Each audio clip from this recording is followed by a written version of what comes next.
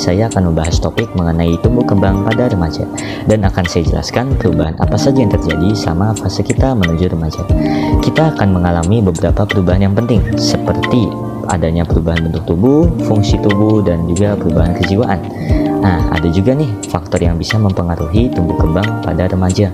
Ada dua hal. Yang pertama adalah faktor internal pembawaan, yang kedua faktor eksternal yang mencakupi kesehatan, gizi, lingkungan sekolah, keluarga, dan teman sebaya. Selama proses kita menuju remaja, kita akan mendapatkan sisi-sisi yang negatif, dan yang paling sering terjadi adalah adanya rasa minder dan kesulitan beradaptasi dalam pergaulan antar teman sebaya, keluarga, dan masyarakat umum. Kedua hal itu bisa menimbulkan hal yang kurang baik dan bahkan banyak orang yang melampiaskannya seperti putus asa, sering mengurung diri, mudah tersinggung, dan bahkan menentang lingkungan dengan tindakan yang berlebihan seperti mabuk-mabukan, merokok, dan menggunakan narkoba. Hal itu sangat tidak baik, bukan?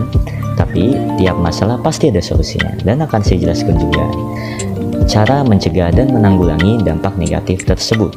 Untuk mencegahnya, kita bisa meningkatkan ibadah kita dan selalu mensyukuri nikmat apa yang diberikan oleh Tuhan. Dan kita bisa mencari sisi-sisi yang positif dari diri kita masing-masing. Dan tak lupa untuk selalu mengambil hikmah dari para remaja yang sudah terjerumus oleh hal-hal yang tidak baik. Untuk menanggulanginya, kita bisa menekan rasa negatif itu secara berkelompok. Bisa berbagi cerita atau berbagi kesulitan bersama teman kelompok. Sehingga kita bisa mendiskusikannya sehingga mendapatkan hasil yang baik. Menjelaskan tentang kesehatan reproduksi remaja. Di sini ada 3 yang akan aku bahas. Pertama, fungsi reproduksi. Terus kedua, pacaran dan senggama. Yang ketiga, tentang kehamilan dini dan aborsi. Mari kita bahas yang pertama dulu.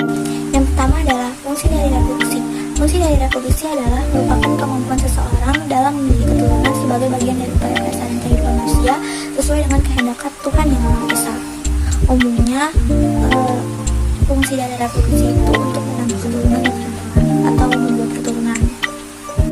Pembahasan yang kedua adalah pacaran dan senggama. Apa sih pacaran itu? Pacaran adalah hubungan antara pria dan wanita yang didasari dengan rasa cinta dan ingin berkelanjutan sebagai pasangan suami istri. Dan yang kedua adalah senggama. Senggama adalah hubungan seksual atau biasa disebut dengan seks. Umumnya hubungan seksual diperuntukkan untuk membuat keturunan. Pembahasan yang ketiga adalah kehamilan dini dan aborsi. Apa sih kehamilan dini itu? Kehamilan dini adalah kehamilan yang terjadi terlalu dini pada remaja. Biasanya mereka membuat secara fisik, mental, dan sosial untuk mengandung atau melahirkan anak. Apa hubungan antara kehamilan dini dan aborsi? Bagaimanakah kehamilan dini terdapat mendorong terjadinya aborsi? Para remaja akan melakukan aborsi jika mereka terkena tekanan mental, baik dari keluarga maupun dari lingkungannya. Umumnya, aborsi ini bersifat legal atau gelap ya teman-teman, makanya dia ditiadakan dari undang-undang. Biasanya para remaja akan melakukan aborsi dengan bantuan dukun, bidan, dan dokter. Nah, yang ketiga ada infeksi menular seksual atau IMS. Apa sih IMS? IMS yaitu infeksi menular seksual, infeksi yang ditularkan melalui hubungan seksual, disebabkan oleh bakteri, virus, atau parasit. Apa saja sih jenis-jenis infeksi menular seksual atau IMS yang umum terjadi di Indonesia? Nah, yang pertama ada gonorrhea atau kencing nanah. Penyakit ini disebabkan oleh kuman gonococcus, masa tunasnya sekitar 1-5 hari. Yang kedua ada sifilis atau raja singa. Penyebabnya adalah treponema pallidum. Penyakit ini masa tunasnya sekitar 2-4 minggu. Ketiga adalah AIDS. Penyakit ini disebabkan oleh virus, yaitu virus HIV. Bagaimana HIV dapat dikeluarkan? Nah, penularan lewat senggama, penularan lewat transfusi darah, penularan lewat jarum suntik, dan penularan lewat kehamilan. Yang keempat adalah infeksi menular seksual atau IMS lain. Penyakit IMS lain umumnya tidak berbahaya. Yang kelima ada ulcus molar, yaitu penyakit ini disebabkan kuman hemophilus. Gejalanya biasanya terjadi banyak benjolan, merah, dan sakit di sekitar kemaluan. Yang keenam ada lymphogranuloma venereum. Penyebabnya adalah virus. Gejalanya berupa benjolan kecil di sekitar kemaluan, mudah pecah dan mudah menyebar kemana-mana. 7 ada herpes genitalis. Penyakit ini disebabkan virus herpes berupa gelembung berair di sekitar kemaluan. Bagaimana ya untuk remaja dapat mencegah diri dari infeksi menular seksual atau IMS? Bagi sebagian besar remaja yang belum menikah hanya ada satu cara, yaitu menghindari sanggana. Dimulai dengan menjauhkan diri dari suasana dan tindakan yang menjurus karena terjadinya hubungan seksual yang tidak sah. Nah, yang keempat adalah nafsa. Apa itu nafsa? Nafsa adalah narkotik, psikotropika, dan zat adiktif lainnya. Sedangkan kepanjangan narkoba dan narkotik, alkohol, dan obat terlarang. Jika tahan zat ini masuk ke dalam tubuh manusia, otak, atau susunan saraf, akan terganggu dan menimbulkan ketergantungan. Penyalahgunaan nafsa adalah penggunaan salah satu atau campuran beberapa jenis narkoba atau nafsa, sehingga menimbulkan gangguan pada kesehatan jasmani, kesehatan jiwa atau mental, emosional, dan fungsi sosial. Rokok ada manfaat dan keburukannya nih. Contoh manfaatnya mengurangi stres, tekanan, dan atau perasaan kurang enak, sehingga secara tidak langsung menyebabkan remaja menjadi lebih berani. Contoh keburukannya adalah rokok bisa mengurangi konsentrasi, rokok menurunkan kebugaran tubuh. Bagaimana remaja menghentikan kebiasaan rokok? Contohnya dengan cara yakin optimis bahwa bisa berhenti merokok. Alkohol merupakan cairan yang bening, tak berwarna, mudah menguap, dan mudah terbakar. Alkohol juga ada manfaat dan menyebabkannya. Contoh manfaatnya dalam kehidupan sehari-hari. Alkohol berperan penting sebagai campuran makanan dan minuman, disinfektan atau pencuci hama, bahan bakar serta bahan dasar sebagai obat atau kosmetik. Contoh keburukannya adalah menyebabkan berbagai gangguan kesehatan, gangguan metabolisme, hambatan pembentukan trombosit, penyalahgunaan obat. Apakah obat itu? Obat adalah racun yang dibuat dari bahan kimia. Apa bahaya dari ngepil? Nah, ngepil ini berbahaya, yaitu ketergantungan, kejiwaan tanpa kerusakan tubuh, kecanduan dan kesehatan. Dan apa resiko nyuntik?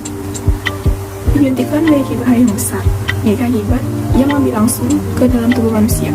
Bagaimana ya cara membantu remaja untuk mencegah diri dari ngepil atau nyuntik? Yaitu dengan memiliki rasa malu, meninggalkan lingkungan ngepil atau nyuntik, meninggalkan ibadah. Yang terpenting adalah pengembangan diri, sikap percaya diri, dan pengendalian diri yang kuat. Mengenai pencegahan HIV dan AIDS, Acute Immune Deficiency Syndrome atau AIDS adalah kumpulan penyakit penurunan kekebalan tubuh sehingga tubuh menjadi rentan terhadap penyakit lain yang mematikan. Penyakit ini disebabkan oleh virus subklinik yang disebut Human Immunodeficiency Virus. Bagaimana cara melindungi diri dari AIDS? A. Abstinensi alias puasa bagi remaja yang belum menikah. Be faithful, setia bagi pasangan mereka yang sudah menikah. Dan tambahan perlindungan yang lebih penting. A. Hindari suntik menyuntik. B. Berhati-hatilah dalam menolong orang luka.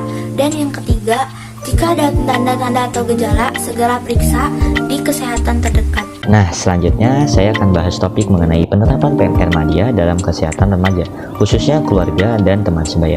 Sebelumnya saya jelaskan mengenai keluarga dahulu. Apa sih keluarga itu?